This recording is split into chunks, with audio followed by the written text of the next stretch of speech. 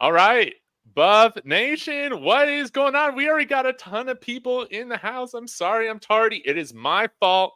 It is not either of these gentlemen's faults, which is great. Y'all be sure to hit the like on the way in. Let me know your thoughts. Who's watching? And man, I am honored to have two of some of my favorite guests on here. We got Laurence Collins, our Belleville, Michigan, recruiting expert in the state of Michigan. How are you doing tonight? Good. Hanging in there. Man, I'm pumped to have you on, Lawrence. It's been too long, and man, we got my good friend. Some might call him the Connor Stallions of the Coach Prime, agenda. That's my good friend Rawhide Media for you. How are you doing? What's up? What's up? What's up? What's going on, fellas? How y'all doing? All right. We're doing great. Well, pumped to have this round table going on. Everybody in the chat, we'll see how this whole thing goes. But we're just gonna start talking with Laurence in here, man. We got a lot to talk about. Michigan recruiting. Where do you want to take this from? Do you want to talk about Dante Moore? Do you want to talk about, man, are more Michigan guys coming to Colorado? Where do you want to start? Yeah, we can start there with Dante Moore. So I'm sure everyone is aware. If you're not, there has been mention out there that Chip Kelly will not be the head coach at UCLA at season's end. So it's likely that's going to come with a lot of moving parts. Where is Chip Kelly going to go from there? And the players that are on this roster are, especially underclassmen, are going to be up for grabs. And we all know that Dante Moore is a 5-star freshman quarterback. Been in and out the lineup, has been a little bit inconsistent, but yet still is a hot commodity for a lot of schools out there. So he's definitely going to garner some attention in a transfer portal if he decides to hit the portal, which I think is going to be the likely scenario if Chip Kelly is removed from as the head coach of UCLA. So we'll see. Early favorites to land Dante Moore would be Oregon because he initially committed to Oregon, and I would throw in Arizona State because he committed to Oregon because Dillingham was the offensive coordinator, and that's why he decommitted and went to UCLA because Dillingham took the job at Arizona State. So, yeah, we could say that Arizona State has a Jaden Rashada at quarterback, but he's still unproven, just as unproven as Dante Moore at this point. I'll take Dante Moore. Why not bring in another quarterback and have healthy competition? That's a program that's looking to extend anyway. So you want to get your hands on as many good players as you can. So, you can't rule them out. And, of course, also can't rule out the possibility of one of the hometown being here in Michigan, also looking to retain Dante Moore and bring him back home. I know his mom posts a lot about the dreadful travel, trying to see him play way out in California as it is right now. So why not bring him back home? Michigan State, even Michigan for that matter, they're going to be looking for a quarterback to eventually succeed J.J. McCarthy, who I think is coming back for his senior season next year. But you always want to have that, succession plan in place going forward. So it's going to be interesting to see when and if he does hit the portal, when and if Chip Kelly gets fired, how many moving pieces are going to happen as a result of those moves, of that primary move with Chip Kelly being fired. What's going to happen as a result? We'll see you go after some of those offensive linemen that UCLA has we better who wreaked havoc in that game. So yeah, it's definitely going to be interesting to see what happens there and how it affects no doubt across the country for that matter. Because Boise State, a lot of people say Chip Kelly could just go over to Boise State and become their head coach and run that kind of offense, pick up where he left off. There's even been some rumbling of him potentially having mutual interest in a Texas A&M job. I don't think that he'll go down to Texas A&M. I don't think Texas A&M will be the first on their list, but who knows? So yeah, it'd be interesting to see what happens as a result of that domino falling, the recruits and where Chip Kelly would go thereafter. Secondly, we can talk about the Michigan recruits and their ties to CU. So we can start with Nick Marsh, 4-star receiver out of River Rouge. 6'3", 200-pound, current commit to Michigan State University. So he has not officially decommitted from Michigan State University as of yet. And his mother is very adamant that he is still a Michigan State University commit as of today. She's very adamant. She's a big fan of the school, despite what's going on and transpired with the head coach. What's that? What's been going on the last 10 years there? Yeah, you can make that argument. She's still a very avid Michigan State University supporter. They are really close with the receiver coach there, Courtney Hawkins, who also played at Michigan State, played in the NFL, and is responsible for developing a lot of the good time, big time receivers they've had pass through that program in the last 5 or 6 years or so, namely Keon Coleman. So they're locked in with Courtney Hawkins, and at least what she says and has said as recently as this week is they're playing the wait and see approach to see who they're going to hire as their head coach and whether or not they're going to retain Courtney Hawkins as the receiver coach. Determine their final destination and whether or not they're going to maintain that commitment or entertain other offers. Now, we do know that official visit to Colorado is locked in. December 13th through the 15th. They're going to have some other recruits on campus at that time as well.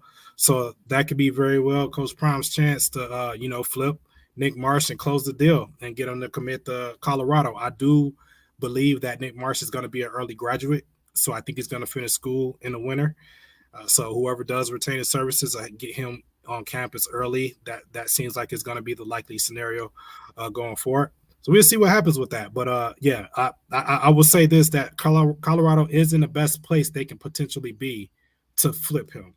I'm not saying it's a lot. It's a guarantee, but they're in the best place that they could potentially be to flip him. And what Coach Prime preaches at his recruiting visits with the parents, he locks in on the parents and sells them on the whole environment, the experience, the education, the molding of that football player to a man.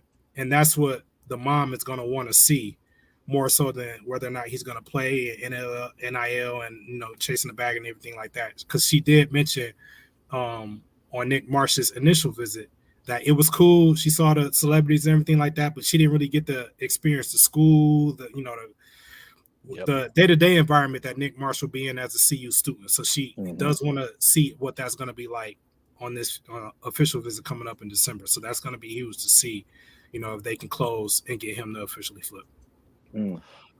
Man, well, really exciting stuff. I know, Rawhide, you've been very patient, but I want to know your thoughts on some of these things that Laurence just broke down. And if you got any more questions regarding what is going on right now with CU recruiting in the state of Michigan.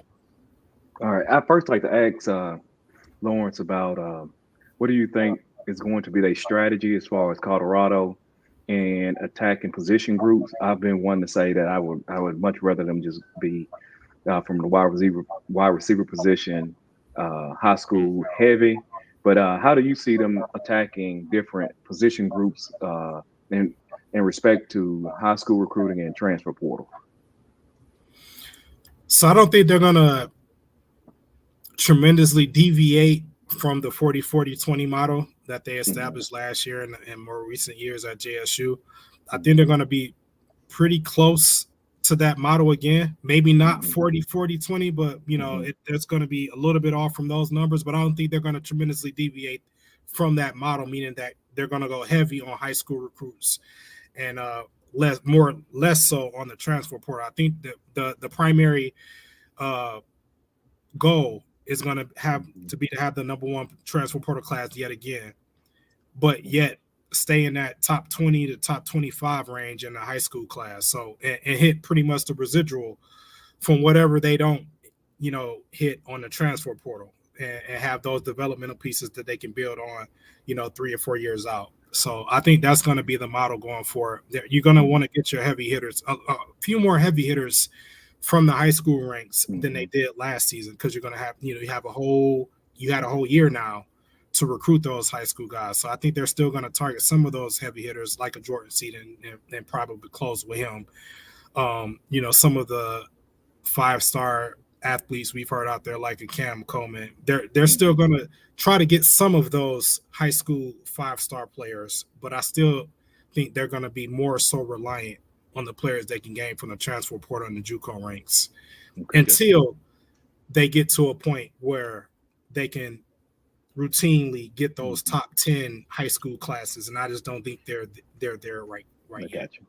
Yeah, I got you. Okay. All right. Yeah, the only reason why I asked that is that, I like, I like the building up of a program or of a team. And I worry that what I'm kind of worried about, I think Shedeur Sanders covers up a lot of deficiencies on the team. But just like any great quarterback does, it doesn't matter if it's, Aaron Rodgers or Patrick Mahomes, whoever the case may be, they cover up a few deficiencies. And I guess what I'm worried about is that, are they going to have the development there, right, from other positions to complete out the team when Shedeur leaves? You see what I'm saying? So yeah.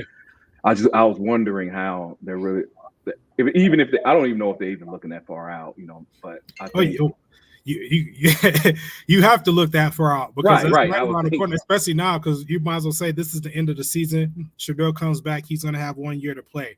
So you have to have a succession plan in place, just like I threw out Michigan. They have to have a succession plan in place for JJ McCarthy. Like, you need to know who you want to be the starting quarterback after JJ McCarthy leaves after next season as well, and have that locked into place as soon as you can, preferably this offseason. So I would say, they're off to a good start with the commitment of Antoine Hill, but I wouldn't say that's going to be the end game. So, as we know, Bryce Underwood dropped his top 7 earlier this week, which included CU. And an update from that top 7, because there's been some, I think, either rivals or On3 dropped like a tier ranking of those top 7, like who's contenders, who's like in the middle of the pack, and who's pretenders. And they had LSU and Michigan as the 2 contending teams. So I would say that's, if we were to say Bryce Underwood commit tomorrow, that would be accurate, that it would be between Michigan and LSU today and tomorrow. However, I will also give the caveat that is subject to change, as it was when the call was made to CU that Bryce Underwood wanted to come on campus for a visit, because they were not on the radar until that phone call and that conversation happened between Bryce Underwood and Coach Prime. So with that being said, I would say CU is like a wild card, yet still to get Bryce Underwood to commit, despite them having an Antoine Hill commit at quarterback, despite Michigan having Carter Smith commit, 4-star quarterback out of Florida this week. They're still in it. And, Penn State even had a commitment at quarterback. Kritza, I believe he was also – the dude from Colorado, right? Here in Boulder. At Fairview. Yeah. Committed to Penn State, but, Penn State is on Bryce Underwood's list as well. So there was an interview, I want to say a day or two ago, with Bryce Underwood's father. And they asked him about that, like, is Michigan still on the list with this Carter Smith commitment? So he pretty much said they called us and let us know that Carter Smith will be committing and that we're still number one. And he also threw the caveat that we're not ducking the smoke regardless. So we're going to go where we want to go no matter who commits at quarterback.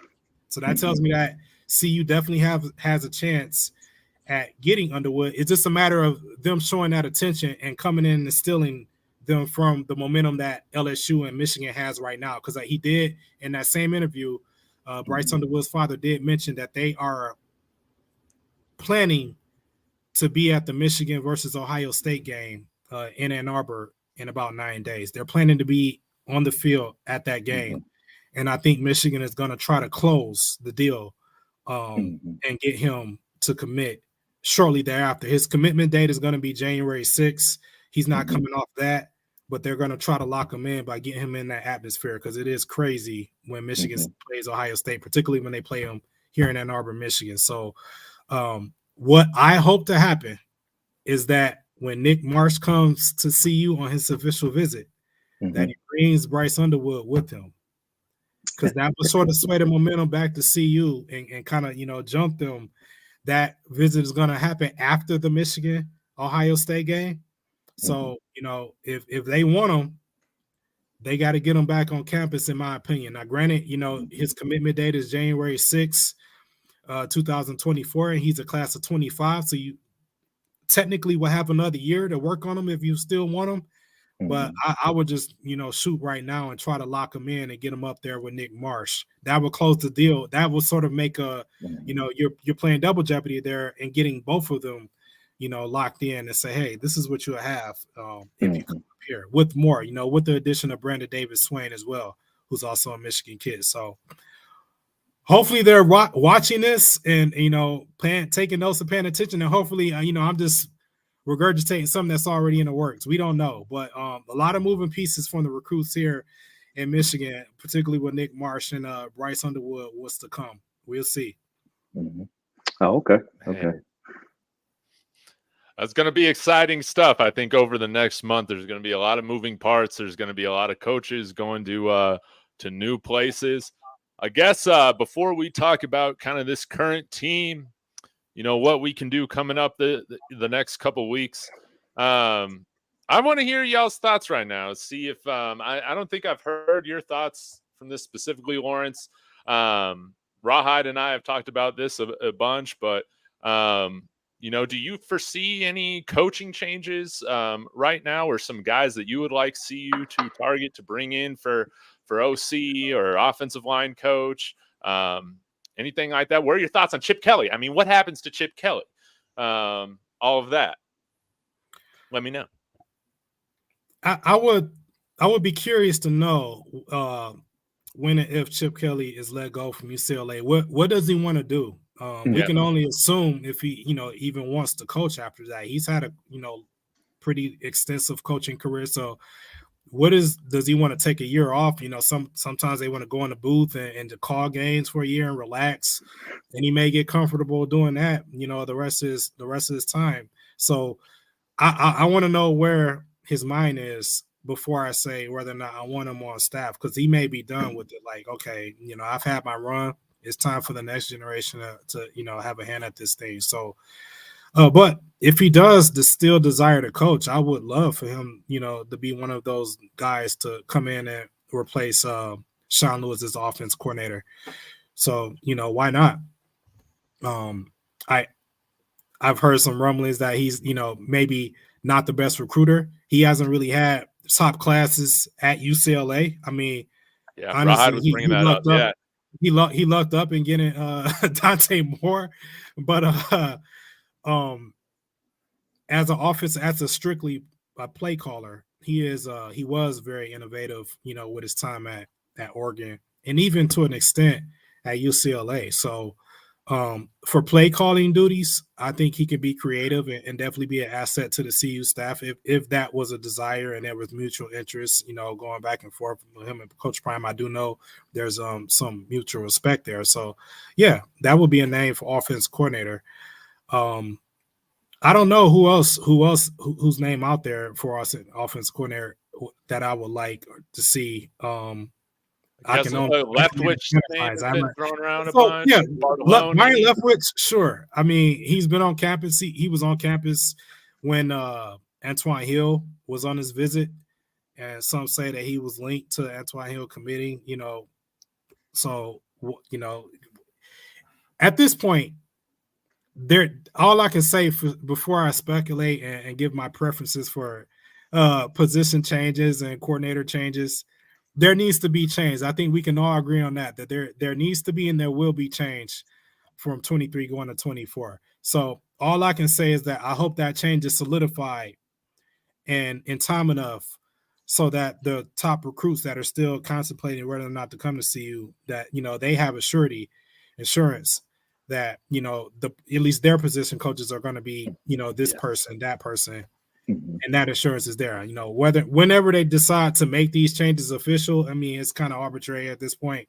But as long as the recruits that they're trying to get to come to CU next year and beyond, they know the real deal. That's all I can hope for, and that gonna be an improvement at those particular positions, versus what we saw this season. Bet. Well, I don't know, Dave. You want me to regurgitate how I feel about it? I don't have anything that sounds great and everybody can get hyped up on. I'll continue to say that I want what's his name, Brent Bartelone, the wide receiver coach. I want him to be promoted to the OC. Now, if you ask me why, it's because it's clear that him and Shedeur Sanders has a relationship. He also knows exactly what Coach Prime wants. And I'm very, very big on continuity. All right. Yes. I think I talked about earlier about how I don't know if you watch NFL or not, you've noticed that Baltimore Ravens offense has become even better throughout the season because they're getting more familiar with the system. Yep. That's So true. I'm real big on continuity. You know what I'm saying, guys? And with a guy like Shedeur Sanders, Brent Bartelone doesn't necessarily, because I can understand the argument against that, saying that you want somebody proven. I get all that. That's 100% facts about that.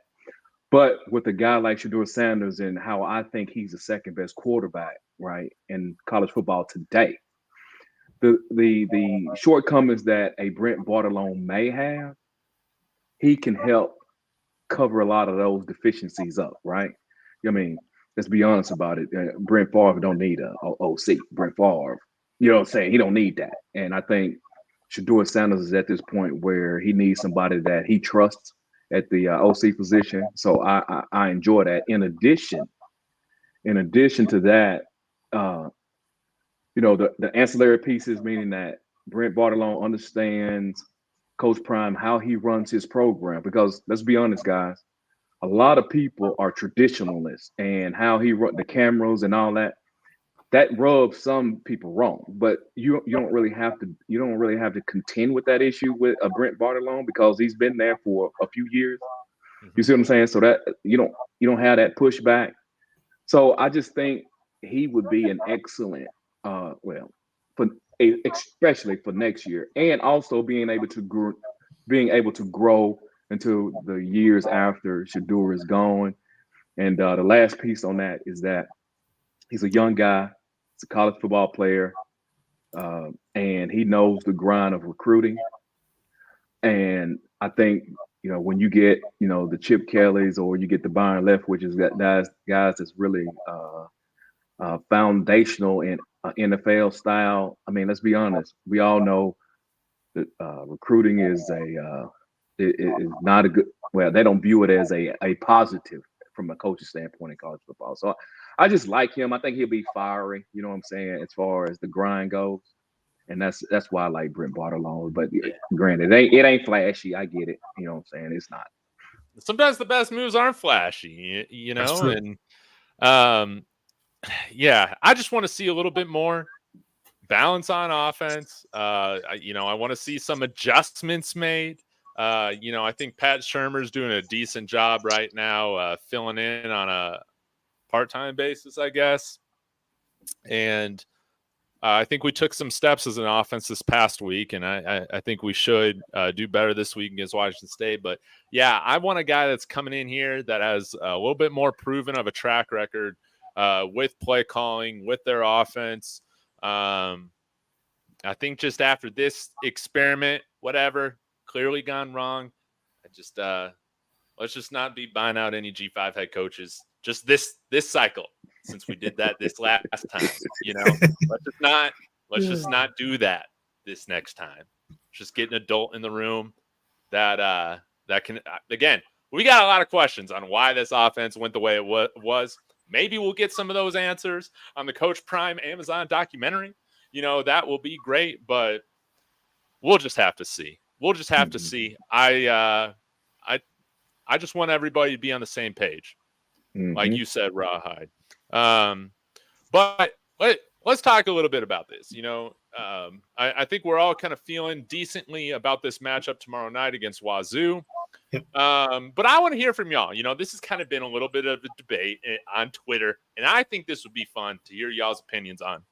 We'll start with you, Rawhide. If we get that fifth win, man, Is this team going bowling? Should we Yes. be ashamed of going bowling? Should we be No. embarrassed? Give it to me, man. What do you want to see? No. Hey, get this 5th win. I think they're going bowling. Now, granted, I think what I end up happening is that if they don't get 6, see if they get 6, I think that justifies the people who makes decisions who's going to play in your bowl. Meaning that I guess that with 6 wins, I'm going to use Peach Bowl because they've came up before. The Peach Bowl can justify. I want Colorado. You see what I'm saying? They can't snatch you with 5. So with 5, what you're going to do is kind of fill in the slots that ain't, that hadn't been filled, in my true opinion. You know what I'm saying? If y'all go back, look, generally that's what happens. You fill the slots that ain't filled. But with 6, you get, I think people would be more comfortable, the administration, whoever's running the bowls would be okay with saying, look, I know they 6-6, and I look past an 8 win team, but we want to be able to pull because I know they're gonna draw a lot of eyeballs. Yep. Now, second, 5 wins. Let's just talk about the straight 5 wins. Forget the bowls. 5 wins. And you've heard me say before, that would have matched the max amount of games the Colorado Buffaloes has won since 2005. You kick out the anomaly, the 2016 year. Yeah. Yep. So how is that a failure? You see what I'm saying? That's a success. To me, that's an extreme success. I even said one time, if he had won 7 games, I better build a statue of the AD. Bro, think about that, man. They have been horrid for 20 years. That's true. And even though how bad the season looks, it's still with 5 wins, guys. He's matching. I think that's lost a lot of times. When you talk about Kansas, and I talk about Kansas all the time. When you talk about Kansas, no one and their mama think Kansas is worth 2 pennies, right? But up until last year, what the coach did at Kansas last year was just like everybody and their mama talking about, like, oh my God, why? Because they are historically bad. So it ain't just the 1-11, bro. It's the history behind the bad. You know what I mean? So I'm sorry, I didn't mean to go that long, but that's just kind of how I feel. No, that was good. And when you capitalize, when you take those historically bad teams and even make them mid or average, those top teams come calling for you. And that's what's happening at Michigan State. They're looking at coaches and programs who have coaches that are 6 or 7 win teams at historically floor mats. So they're looking at Mike Elko out at Duke, for example. Duke is a basketball team. Like, they suck at football, but he have them contending. So he's probably going to get a better job this offseason, this coaching cycle. Yeah. But as far as what I expect from CU and versus Washington State tomorrow night, it is going to be an eerie atmosphere. A lot of people says Pullman is very eerie to play and weird to play in. If they can just get past that and just play football, the players on the field, player for player, just examining Washington State's roster, I do think CU has a good chance to go in there and pull out the win. It's going to take a better effort from the defense because Washington State is going to put up points.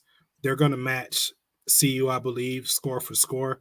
So I would like the defense to revert back to what we saw 2 games ago and 3 games ago, giving up the yardage, but still creating turnovers so that the offense can capitalize on those turnovers. So yeah, we know as far as just shutting down the run and holding the team to 40 or 50 yards rushing the entire game, even though Washington State can't run the ball either, they're probably going to have their best day running because they're playing CU's defense. But if we can still capitalize and create turnovers, whether it be the run game or the pass game, I think that's going to excel and lead CU to a victory, an upset on the road, if you will. So that's what I'm looking for. I think the offense is going to do their thing like they did this past week against Arizona, but I think the deciding factor is going to be CU's defense forcing multiple turnovers against Washington State and pulling out the victory at the end of the game.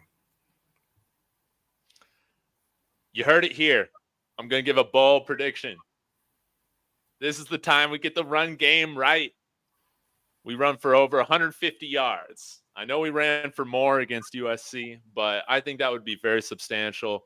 Again, we're kind of going against a line that is it's kind of our size, you know? So I think we should be able to have some success. Pat Shurmur, co-OC, co-offensive line coach right now.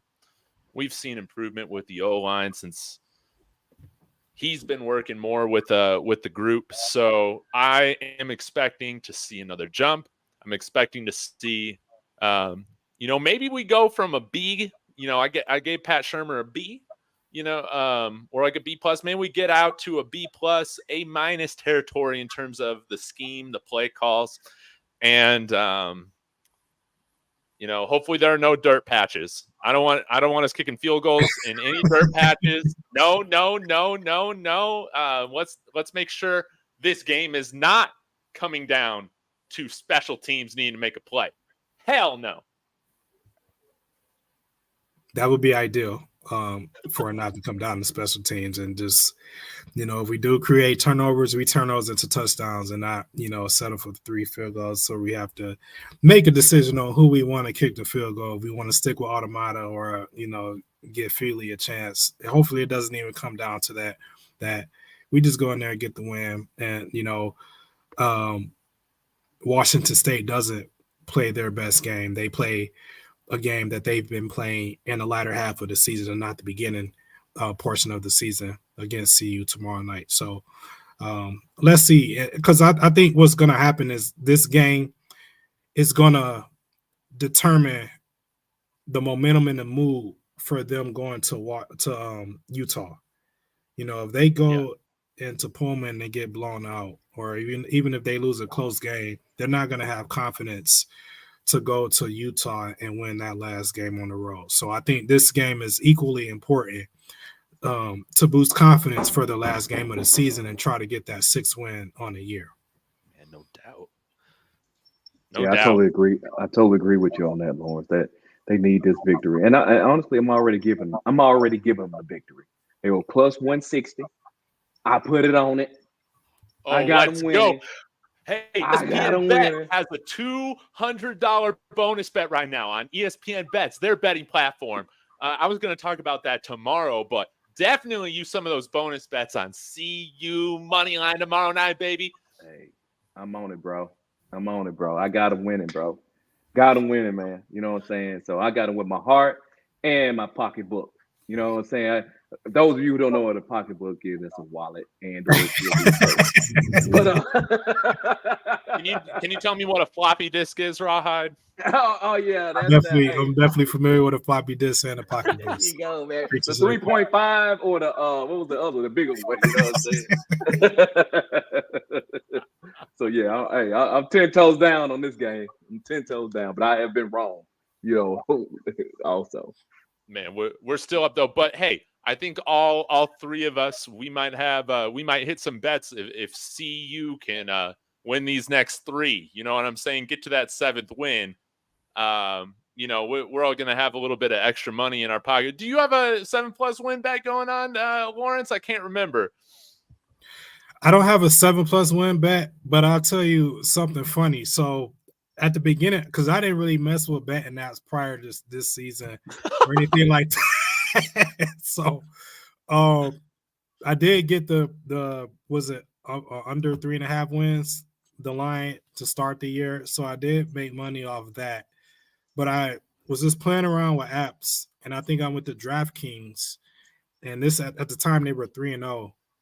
So I said, I think DraftKings had a bet that was plus 6.5, and I thought it was the opposite. I thought it was like they're not gonna win 6 or whatever it was. I thought it was opposite. So I'm like, I'm gonna take this. They're 3-0, and after I placed the bet, I realized it was the wrong thing. Like, oh shit, this means that they're not gonna even win. They're not gonna win 6.5 games. So they're sitting at 3-0, and I'm like, oh man, I'm screwed. I'm in trouble now. They're 3-0. They're gonna win 6.5 games, and then man, you're hedging it, man. I love it. And then the rest of the season played out. And I'm like, you know what? I may hit on this bet that I and I actually won last week. And it was a mistake. I didn't mean to bet the 6.5, the plus 6.5, Genius. but I wanted to win in that anyway. So that's the closest I had to that +7, that plus 6.5 that I mistakenly bet on DraftKings because I didn't know what I was doing, just playing around with the application. But I did win that bet. Unfortunately, I didn't want to win that bet. That's why I was so disappointed. I'm like, I don't want to win this. I think they're going to win maybe 7 or 8 games at least because they were 3-0. But yeah, different story now. But you know, at the very least, whatever win total they went up would be the bottom in future seasons going forward. So we can say CU will be able to say, even if they only finish with 4 wins or 5 wins or whatever the case may be, that's going to be the bottom going forward. Yeah. So now the goal is going to be 8 or 9 wins going forward. And then, that's how programs get built. They, you have to start from somewhere. So even though they lost, went on a losing streak and they were looking like they were going to win many more games than they did win, I still think that the season overall was a success compared to last year. And it's definitely something to build on going forward. It's an A grade. I wouldn't give it an A grade. I wouldn't give it an A grade. I did see you, both of you two. I wanted to hop in on that show. Now's your chance. I wouldn't say it's an A grade. Put us in detention, man. Tell us why we're wrong. So the reason why I wouldn't say it's an A grade because the expectation was set by Coach Prime to win and win now. So he hasn't met his own expectation, and he would say that every time he's interviewed that I apologize because I felt my own expectation. He didn't put a number to quantify it, but he did have expectation to win and win now. So for that reason, I wouldn't say it's an A grade because they are, even with the head coach saying, they've disappointed. They've lost some games that they felt they should have won. Yeah. So for that reason, I wouldn't give them an A. I'll give them a B-, maybe a C for that reason alone, because they lost games that they will admittedly tell you that they should have won had they played up to their potential. Oh, man. But a B- or a C is still better than what was on the field all last year, including the coaching staff last year, even despite us having to make a change at offensive coordinator and, offensive line, that's still better than last season. But I would not give it an A because of the expectations that the head coach set for the program this year. Hey, Laurence, Laurence, I'm back to Tyler in here saying that. Nah, man, I was watching that show with Raw High. I was watching that show with Dave Talk Bus, and I was like, no, they do not get an A. now, Lord, how am I a hater and you ain't by saying that? I didn't say you were a hater. I was just saying. No, I know you did. Yeah, Rob, you're a Connor Stallion, so you should be the one giving the C. But I did hop in the comments that show and said an A. I think I asked the question like, Dave, an A? Like, what were the expectations? So only because they set the expectation of winning and winning now would I give it a lower grade, a B- or a C. Now, if they didn't set that expectation, then yeah, they would get a higher grade. But the expectation was set when they were 3-0. Like, we're gonna just, damn. So you're moving the goalposts based on that 3-0 start. Not only the 3-0 start, but the expectation of winning and winning now, which came from the mouth of the head coach, Coach Prime. Laurence Collins, we had a safety starting at quarterback 3 seasons ago. That's true.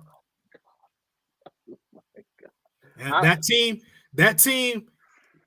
this team will not revert back to that team as long as the head coach is Coach Prime. So you can be assured that you won't have to worry about those things anymore.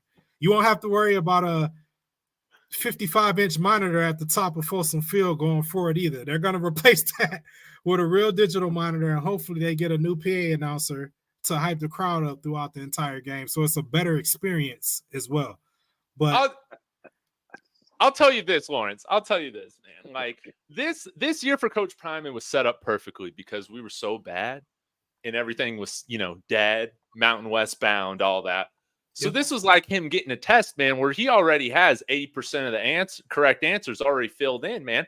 And honestly, he just needed to sign his name and do a couple things, get this thing going in the right direction. That's how I felt. That's how I felt. Man, the fact that we're watching, the fact that I can ride the emotional roller coaster every week with this team is night and day different, man, from what happened last year. The man has made me feel alive, and I'm going to give him an A for that. Okay, Lord. Go ahead, Rob. Go ahead, Rob. Oh, Lord. Okay, let me say this first off. Everything you just said, I do understand why you said that. What you said makes sense. Okay, let me just say that off top. But I go into it looking at, man, I ain't gonna give you the test. I'm not gonna, you know what I'm saying, set you up, give you the test, right? And then 5 questions in, yank that test out and give you a different test. So I'm going to grade you on that original test. Okay, that's where I'm coming from. And I guess where we kind of divert a little bit is that after 8 games or after 9 games, that I think Coach Prime in his statement, just listen to what he said, looking at what they put on the field. I think that his winning wasn't necessarily about actual wins. If you remember when he was talking to the don't, right? No, that's not what I'm saying. See, y'all always go way left. That ain't what I'm saying. That ain't what I'm saying. If you go back when he was talking to, I guess it's some boosters or whatever the case may be, a guy specifically asked him, "How many wins will you have?" I remember that. His response is that I don't say that. That goes viral, whatever the case may be, right? But then he said this. This is what he said. This is the key. And this is kind of what I base mine on. What we put on the field, you will be happy with. You see what I'm saying? So competing, you know what I'm saying? Looking like the program trending forward, you know what I'm saying? So that, in addition to a lot of the, I said this word before, ancillary pieces, the most viewed college football team this season with, you got a future Heisman candidate. Actually, you got 2 being in the names and mouths and tips of everybody's tongue in mainstream media. The growth that you have added to college football with people, some people don't even watch college football, period. Also digging a program out of the grave. Even though Kansas did a similar turnaround, right? No one talked about Kansas, right? Right. And obviously so. They don't have Coach Prime, but no one talked about them like they talking about Colorado. So I think all those things, if you add them up, right, I think that's why I gave them an A+ now. I do, trust me, bro. I understand what you're saying, and you ain't wrong. I don't think you're wrong in what you're saying. I get it. Right. I just think when we put everything in its totality, from a program building standpoint, I would have to give them an A+. And I could be wrong. I could be wrong. So you're incorporating the off the field as well. I mean, that yes. If you incorporate that, then the grade is higher. But I don't think I'll still give them an A because I can't not pay attention to what was on the field. What was on the field is not an A. So I agree. If you incorporate the off the field, the revenue generated, the sellouts, every road team, they're probably going to sell out in Pullman. And when would they last, have a sellout game at Washington State in Pullman, Washington? So at UCLA, they never have home sellout games, and that's the Rose Bowl, for goodness sake. So if you incorporate the experience, the trendiness, the buzz, the grade is higher, but I still can't take away the on-field performance or lack thereof in some of the games to give them an overall A. I get it. A to me is a Georgia, one of the top teams that has it all right now, and they don't have it all, not yet. Not to say that they can't get there, and certain teams have a plateau where they'll never get to an A with the entire experience. They may get the field production, but then that coach is going to take that to another school, and all of the production on the field is going to go with it. So I do think they have that potential. Coach Prime has brought that potential for overall A. I just don't think they're there yet this year, and I can't say that they will get an A until they're a perennial powerhouse and having a routine top 5 recruiting class where it's just like a given where someone drops their top 5 or top 3 and top 4, and CU is going to be in each and every athlete, offensive lineman, quarterbacks top 5 as they are right now with the Alabamas, with the Georgias, with the Michigans, with the Florida States of the world. So that's just my definition of what I would give, classify as an A program. Yeah. Not only the on-field product. It's a different scale. The whole aura. Yeah, it's a different scale. That's fair, Dave. Scale. See, this is why you have your channel, Dave. See, I might grade on more of a pass-fail type of deal here. Maybe that's just what it is. Maybe I'm overcomplicating. I'm too. Wish my teacher was Rawhide. I would have graduated with honors. Exactly. But I'm not more strict professor that you can't just pop in a Scantron with me. You actually have to show your work. So right. Hey, look, I admitted when we first came on, Laurence, he is his voice in itself beats me out from the intellect stance. So I was lost when I went into it. Bro, I already had that L before I even started. But I would have to say though that if I use those, if I just use the criteria that you used, I would agree with you. Yeah, the criteria of fans of blue blood college football programs like the University of Michigan, right? Because you're kind of looking at it through that type of lens. That's fair. That's a fair assessment. Maybe a little bias in there as well, but yeah, I mean that's what I see in my own backyard each and every day. So, and again, a lot of programs out there don't even have that potential. And I think with Coach Prime at Colorado, they have that potential to get there at a faster rate, much faster rate than other programs that it took those other programs to get to that level. So I definitely think they're ascending and they're on the right track. And we'll see this, this offseason when it starts in a couple of weeks, the names that are going to be signing up to play for Colorado next year. I think they're going to wind up with one of the top classes out there.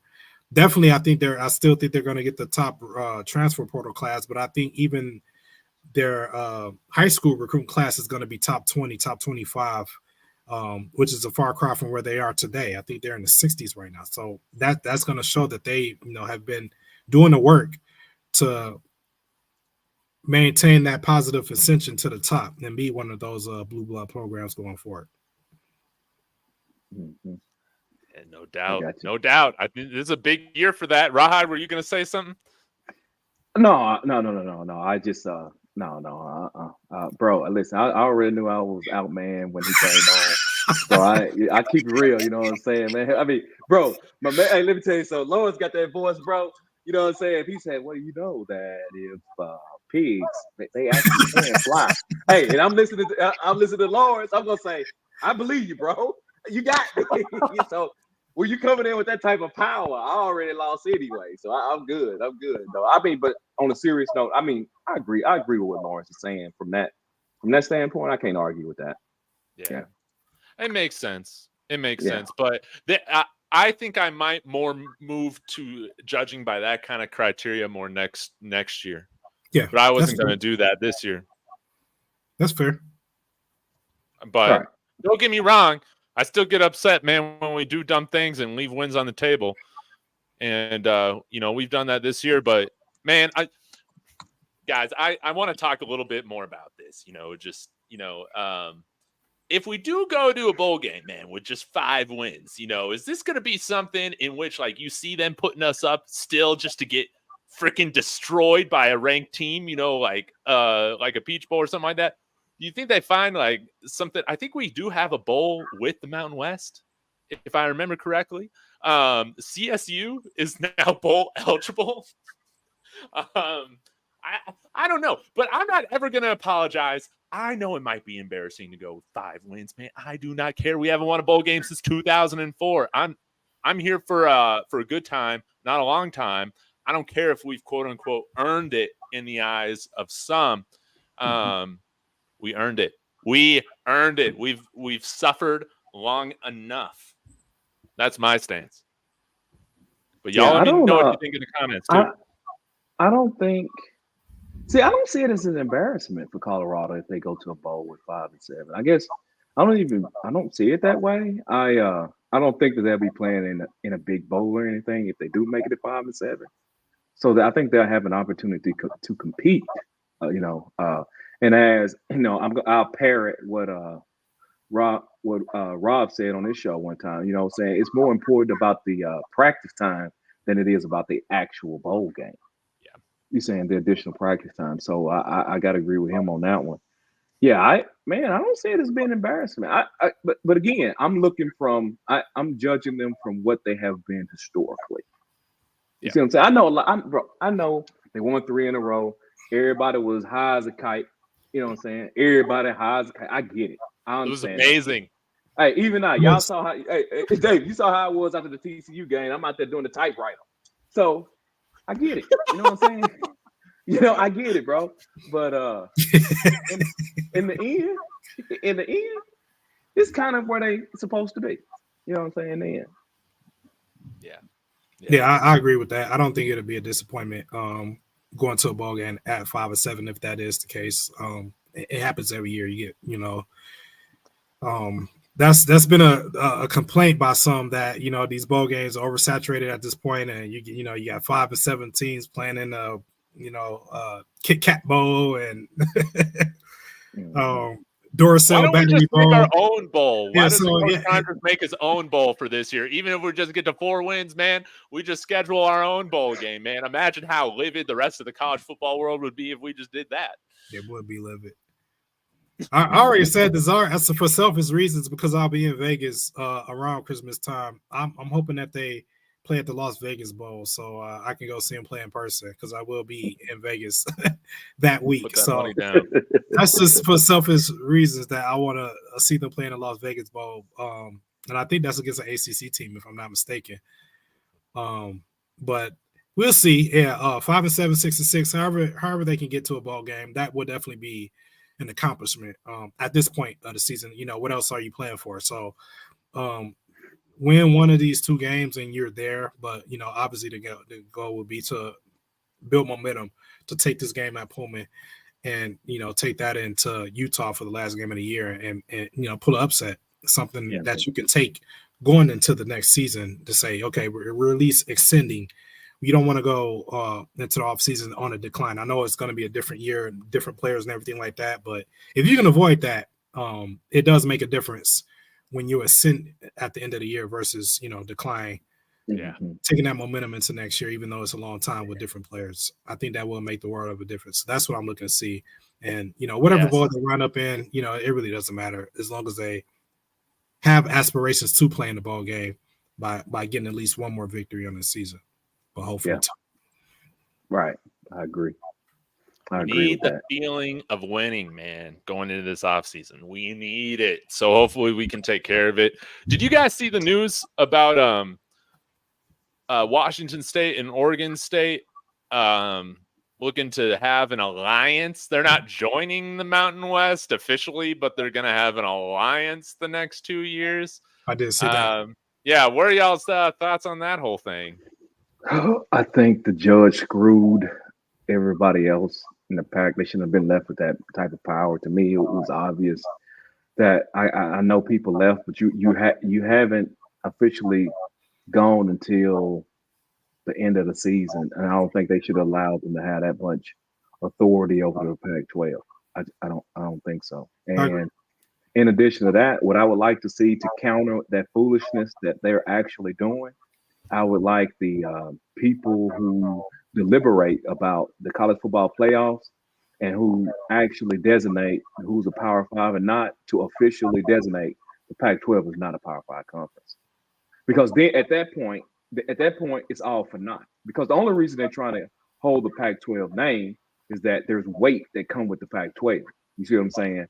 But if you ain't got that weight, you ain't a Power 5. You see what I'm saying? You just Power 5 in name only. So I would love for those guys to come out, you know what I'm saying, whoever it may be, and say, we're going to reevaluate the college football playoffs. It's not a P5 anymore, it's P4, and keep it moving. And watch what they would do then.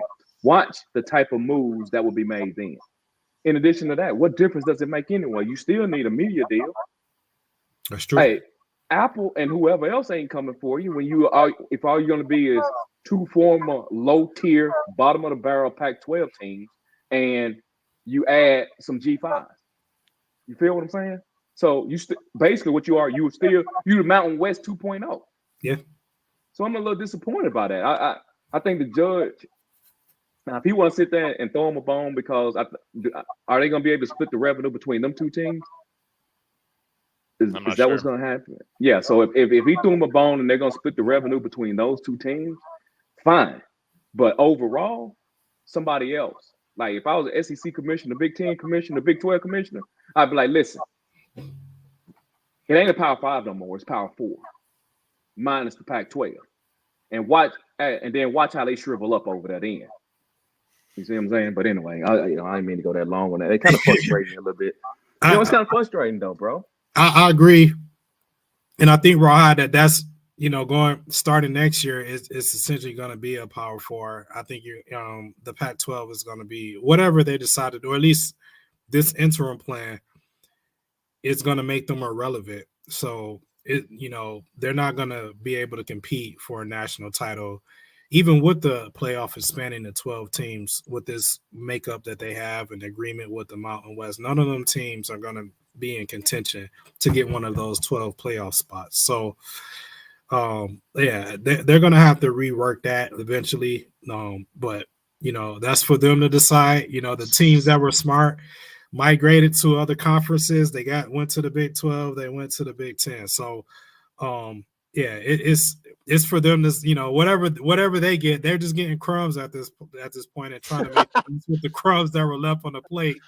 So they gave them power because they didn't opt to just dissolve the conference altogether. The teams that were left after the Big 12 and Big 10 defections went to the ACC, and they were just left with the crumbs on the plate after everyone abandoned the conference. So I think they should have made that move, chose what power conference to reside in going forward, instead of trying to hang on to the Pac-12, which is no more essentially because they didn't get a deal done. They didn't get a media deal done. So however they decide to divvy up the money that's left over, I mean, it's pennies comparison to compared to what they would have made joining one of the now going to be power conferences going forward. So that's left up to those those presidents and ADs to sort out in years to come.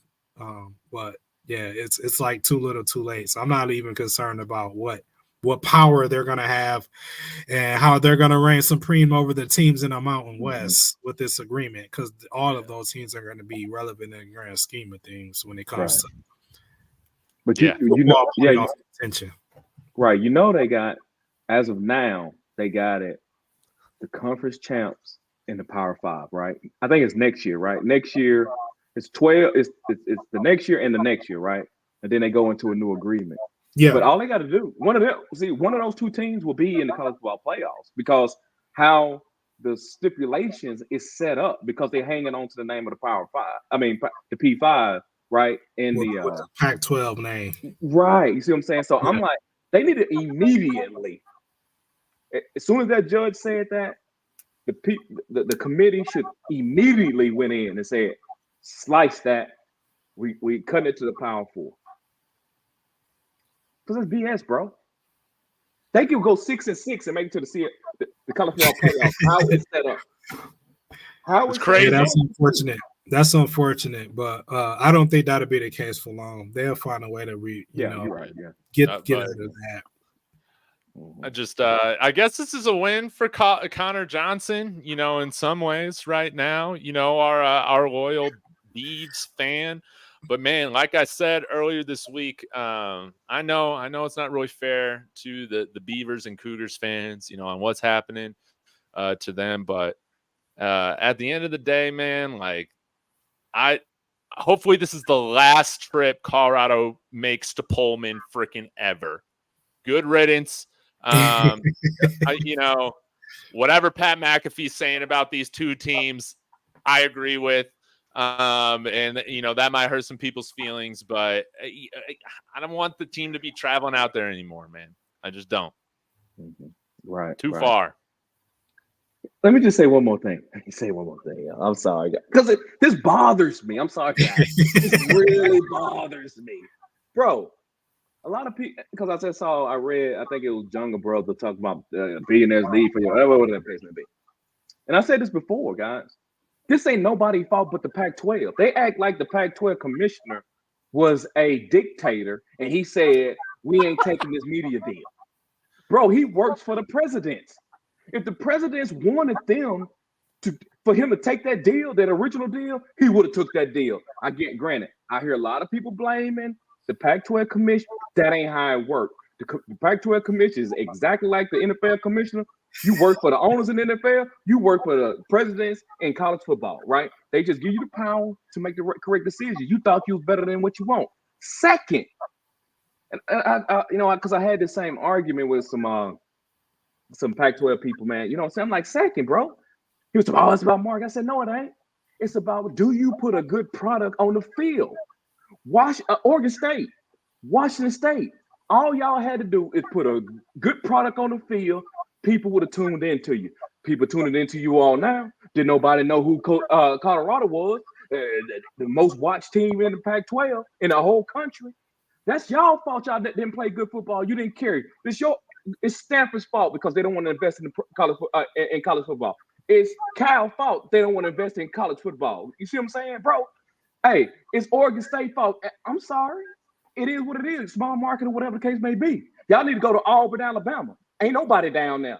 It's your fault, right? Washington, that you didn't put your team in a position where Washington State, where everybody want to watch you. It's the conference fault because y'all didn't put people in the college football playoffs. That's your fault. That ain't nobody's fault but your own. You got to carry that bag. And now people want to sit there, want to give them that, you know what I'm saying, that college football EBT card. Listen, man, ain't nobody trying. No, bro, it don't go down like that, man. It don't go down like that. And then, bro, ain't up until they added Texas, those Texas schools. It were no big market schools in the SEC, but they play good football. People watch them. Yeah, Lenny, I'm a little fired up. I'm sorry. Because let me tell you what happens. This is what happens. Just like me and Laurence was talking about, what's going to happen is you're going to have some trash in the college football playoff when it should have been somebody else there for 2 years, but maybe 2 years, unless they fix it. And I'm tired of hearing people talk about it ain't Washington State fault. It ain't Oregon State. Yeah, it is. Yes, it is. It's 100% your fault. 100%. Put a better product on the field and people will watch you. It's simple as that. Let's be honest about it. Nah, they're blue blood. I get it. But let's be honest about it, guys. Have anybody been to Tallahassee? Have y'all been to Tallahassee? Yeah. Have y'all been, bro? Have y'all been to Alabama? Have y'all been to? I already mentioned Auburn. Y'all been to Auburn? Y'all been to Tuscaloosa? I've been to Auburn. I've been to Tuscaloosa. Bro, Auburn. Huh? You look one way, you look the other, and you spit. You out of this town. Yeah, that's true. What y'all talking about? You see what I'm saying? And you're splitting the eyeballs of a small state. That ain't no big state population-wise. They small. But they put a good product on the field. Thus, the SEC is where they are today. I'm sorry, Pac-12, that's your fault. That's 100% your fault, and own it. I'm sorry, I'm off on a soapbox now, guys. I'm sorry, I didn't mean to go that long, man. But it's crazy. People act like they want to forget about that. You know what I'm saying? Now, granted, I get it is NCAA. They shouldn't have did what they did to USC. I got it. That murdered that program. But other than that, Washington, you get an opportunity to play, look like a good team. Oregon, you get an opportunity to play, look like a good team. Don't beat TCU. But you are TCU. Bro, I'm sorry, man. It is what it is, man. I'm sorry, bro. My bad. No, man. I apologize. I went too long on that. Sorry, Laurence. I'm No, sorry, you didn't. David. It bothered you, so you had to let it. You had to It let bothered me, it fly. bro. It bothered me, man. It bothers me. Because watch, y'all gonna see it. Just pay attention. It ain't Washington State fault. It ain't Oregon State fault. Man. All right, guys. I'm just ready for that conference to go, man. I'm ready for it to be done. I'm glad it's done now, and I'm happy to be back in the new look Big 12 that hopefully the Buffs can dominate. But yeah, Rawhide, don't apologize. That's why I like doing shows with you, man. You just say it how it is, and now we can call you Connor Stallions. Yeah, I know, man. I don't even know who that is, but hey, I feel you. Oh, I'll take it. He's that secret agent for the Michigan Wolverines that ended up screwing the program. Oh, yeah, that's right. That's right. You know what? Because I don't put much teeth. I think they screwing over Michigan. Yeah, I think that. Yeah, I believe that. I think they screwing over Michigan. I ain't paid no attention to it because I think all that's BS. So just today, Michigan was contesting the suspension, and they pretty much agreed to let to what the NCAA or the Big Ten ruled for Harbaugh to coach Monday through Friday and not coach the sidelines for the next 2 games. So he's not going to coach against Maryland. He's not going to coach against Ohio State. And they've agreed to end the investigation as a result. So they're pretty much sweeping it under the rug, sit him down for 3 games. He can coach the game. He can coach the team throughout the week. He just can't be on the sidelines for the next 2 games. That was agreed upon today. I'm glad they're these comments are making me laugh. But I'm glad, they're moving on. They're just going to get through this the next 2 games. Hopefully, again, I don't like Ohio State, so I still hope that Michigan can just take care of business. But I'm curious what y'all's thoughts are on this. I know that I might be in the minority with this position, but it's like, man, nothing is stopping any fan from going and videotaping any sidelines or whatever. I understand having a staff member do it, how that's like kind of crossing the line when you're dressing up, sneaking onto sidelines of other teams that you don't even have association with. At that point, you just got to give them props, a little slap on the wrist, say you can't do that. But if you're not cheating, you're not trying, man. And I know that's a controversial thing to say, but I imagine that this stuff happens all throughout college football, and Michigan just got a little sloppy with it. Mm-hmm. Yeah, you're right. That's a fair assessment. That pretty much sums it up. I agree. As a result of that sloppiness, we sit the Echoes down for 3 games. You can coach the team throughout the week, just can't be on the sideline. Yeah, and I think because it wasn't a long suspension, it's because what Michigan was saying, we have evidence that all these other teams are doing it too. That's why. Yep. Right. Can I ask y'all a question, though? One question, man. One question. I know it ain't exactly the same. What percentage do you think that when you're on offense, the defense actually have a good idea of what you're about to run, and on the flip side, meaning this, right? If you're on defense, right, you're watching offense. How many times how often do you think they don't know you about to run the ball? I mean, don't you? When you agree that most of the time, most of the time you know when they're gonna run the ball, and it's called scouting. Yeah, you know what I'm saying? I mean, so that's why I don't put a whole lot of stock in that, man. I'm just like, bro. Yeah. I said, bro, come on, bro. You got to stop it. You still got to make. Yeah, you got to stop it, bro. You got to. That's true. That's true. Man. All right, y'all. I think I'm gonna wrap some things up here, but appreciative of your time. I know we always go longer than what I say. You guys know that by now. But I mean, this was a heck of a lot of fun. I needed these laughs. As we get ready for the game tomorrow night. Y'all be sure to drink your energy drinks, have your coffee beforehand, especially y'all on the East Coast. I mean, Laurence, you're going to be up till like 2 a.m. watching this game, yeah? Again, for like the 3rd or 4th time this season. So, and I'm not a night owl by any means. So it's going to be I'm definitely going to have to take a nap tomorrow evening to stay up there, watch the game in its entirety. But Yeah, I do plan on watching it and staying locked in. The only good thing about them playing on Friday, or the primary good thing about them playing on Friday, is that I'm able to watch and catch some of the playoff football here in the state of Michigan on Saturday. So Bryce Underwood is still playing. I think they're in the semifinals. They have a good important game coming up to get them one step closer to a third state title. So I am looking forward to that. But yeah, I do plan on watching the entire game tomorrow night, 10:30 Eastern. Oh my God, dude! This is why Pac-12 had to go. Exactly. Colorado better not be given these stupid time slots moving forward. I'm gonna lose my mind. We only have one Mountain Time noon kickoff, and that was last weekend.